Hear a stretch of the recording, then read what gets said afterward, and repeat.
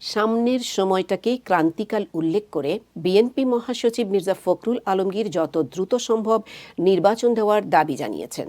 তিনি বলেছেন, নির্বাচন যত দ্রুত হয় দেশের জন্য ততই মঙ্গল। যশোর সদরে ফ্যাসিবাদ বিরোধী দীর্ঘ আন্দোলন ও আজকের প্রেক্ষিতে নাগরিক ভাবনা নিয়ে এক অনুষ্ঠানে দেওয়া বক্তৃতায় এসব কথা বলেন বিএনপি নেতা।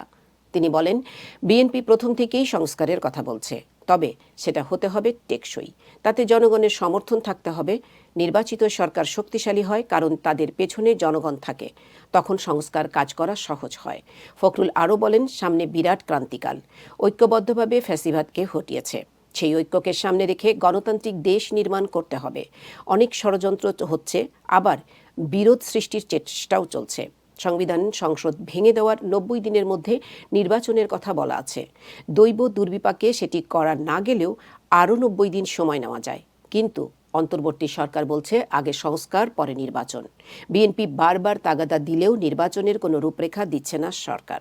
এর মধ্যে বিএনপির পক্ষ থেকে প্রায় প্রতিদিনই নানা আয়োজনের নেতারা নির্বাচনের দাবি করেই যাচ্ছেন।